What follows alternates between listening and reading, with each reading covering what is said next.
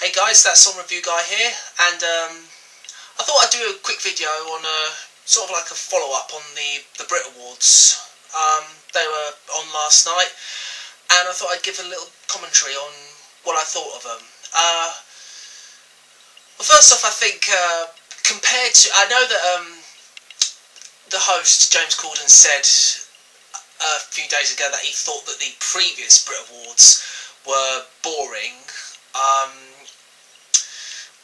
And to be honest, I couldn't agree. I thought last year's BRIT Awards were actually pretty good in comparison to last night's awards. I thought last night was kind of disappointing, if I'm being honest. The Brits, as everyone in the UK will know, not so much in America, it's very, very awards oriented. It's there are very few performers. I think there was like a handful of performances tonight. The majority of the emphasis is on the awards. I don't remember how many awards were given out, but yeah, a lot of them kind of disappointed with some of the awards. First off, I want to mention that I'm the kind of person that likes to see the acts that don't get as much airplay or don't do as well as far as chart success go. I like to see them win. Case in point, the first award, Best British Female Artist, went to Ellie Goulding.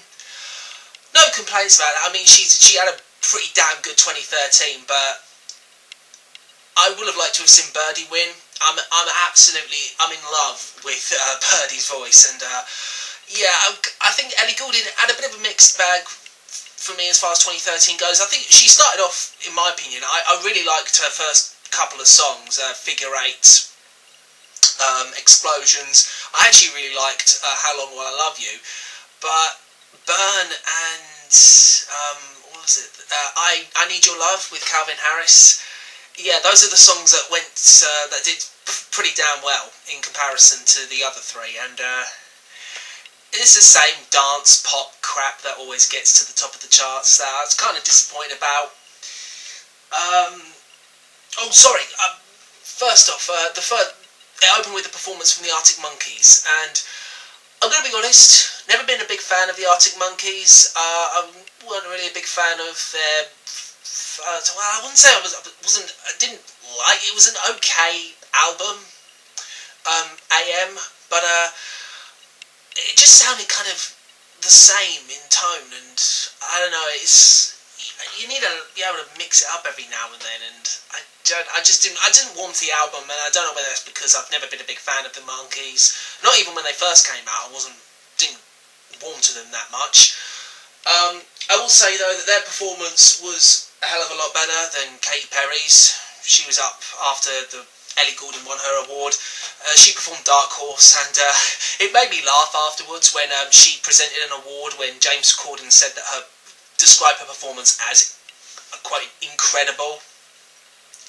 Dark Horse is a shit song. Let's not beat around the bush. The performance was pretty dreadful, and I love the fact that how they turned the music up to its maximum to try desperately hide the fact that Katy Perry can't hold a note to save her life. And the performance itself, as I said, it's crap. It was more of a visual spectacle. She came out in this like Egyptian sort of facade, and it was weird. It doesn't connect to the song. I don't know what the logic was behind that. But yeah, it was awful. And Bruno Mars won Best International Male. I have no complaints about that. It was tough, you know. He was up against. I actually expected Justin Timberlake to win, to be honest. But no, I'm very happy that Bruno won. Bastille won Best British Group, I think it was. As I said, their album really. I was disappointed with Bastille 2013. I really wanted to like them. I really, really did. After Pompeii, I was getting it straight. I don't hate Pompeii. I just kind of think it's a bit of an overrated song, but I do understand why so many people like it, because it is very, very addictive. But I was disappointed with their album overall. And I'm so gutted, because I really, really wanted to like them. I even said in my review that I was holding hope out for this group, but I really want to like them. But they were another one of these electro groups that just sort of just blend in with everybody else. And I felt that way about the category for best album, which I'll get to in a short while. But who's up next? Oh yeah, and Bruno Mars performed after that award was announced. Again, you can't deny the guy knows how to put on a show, and I think that was probably the best performance of the night for me. Pharrell Williams and Nile Rodgers, close second, but again I'll get to in a bit. What else? Oh no, sorry. No, London Grammar. No, Bastille won Best British Breakthrough Act. That's it. That's what I've gotten confused with.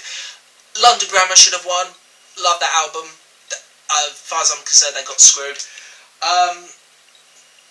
But yeah, Arctic Monkeys won Best British Group. That's what I meant to say. And I noticed.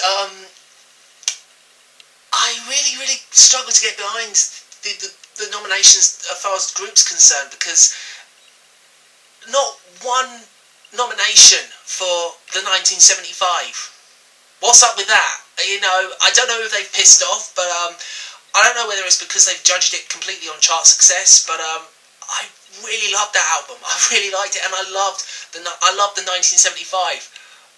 Don't understand why they didn't get a single nomination. I really, really don't. I'll talk about the Arctic Monkeys frontman, Alex Turner, is it? I'll talk about that in a bit. Best British single of the year went to Rudimental, featuring Ella Eyre with Waiting All Night, which I've got to be honest, I was kind of surprised, because not that it's a bad song, it's an alright song, but the choices this year for the singles were so samey. There was so many dance pop songs that just cluttered up, and it was just kind of like, oh, they're so interchangeable. I would have loved to have seen John Newman win that one. In fact, I would love to have seen John Newman win something that night. He didn't win a single freaking thing, which disappointed me. What else? I can't. Hang on a second. I think Beyonce performed after that, which I have to say was I thought it was a really good performance, and I am really not a big Beyonce fan, not in the slightest. The song I did a little synopsis on Drunk in Love in my last video, and I noted how much I hated that song. She performed XO, and it's not a terrible song, but I do kind of question the lyrics a bit. I've got them down here. I wrote on my Facebook page, "Baby Love Me Lights Out." That's how the lyric goes, and I think myself, hang on. So is she kind of insinuating for her lover to basically knock her out?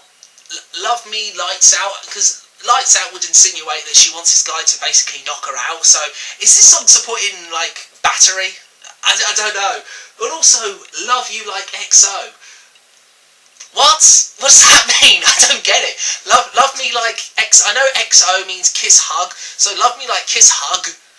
What? Doesn't make sense. Anyway. Who is next? I think Royal. Oh yeah. Lord duetting with Disclosure. One thing that's to note that they don't really do like a mashup. They just sort of do one song and then, well, basically Lord did Royals and she just left the stage, and Disclosure did White Noise with, you know, whoever they get to do the vocals on that. I really was disappointed with that performance. Really disappointed. They sort of, what I love about Royals, and like some people don't really like, is the minimalism of that song, for me, that's what makes that song. That's what makes Royals. You know, I can't imagine it being upbeat. What they did is they sort of like merged sort of the music to white noise with Royals, and it was just like, it doesn't fit. It doesn't work. So yeah, I was thoroughly disappointed with that performance. Daft Punk won International Group. Understandable, but I really thought that I really wanted Haim to win, but I thought Macklemore and Ryan Lewis was going to win. So yeah, whatever. Performance from Ellie Goulding next. She did what did she do? She did a little mini acoustic of I Need Your Love, which I actually thought was quite good, but then that lasted for about 30 seconds until she did Burn, which I'd say the performance was fine. I just don't like the song. I just think it's overrated. And David Bowie won Best British Male, which I was really happy. If anything was going to happen that night, it was that David Bowie was to win an award, and he won Best British Male. I thought that the speech that Kate Moss gave on behalf of Bowie, you know, I won't go into that. You know, this isn't the place for politics. This is a place for just music. So, you know, whatever. But really happy that Bowie won. And Lorde won Best International Female. Rightfully so.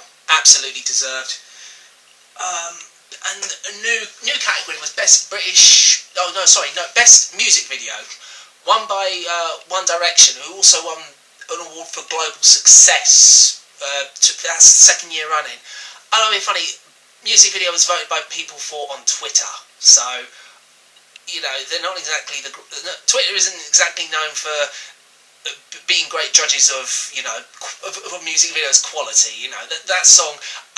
They were up against Ellie Goulding twice with Burn and I Need Your Love, John Newman and Naughty Boy featuring Sam Smith.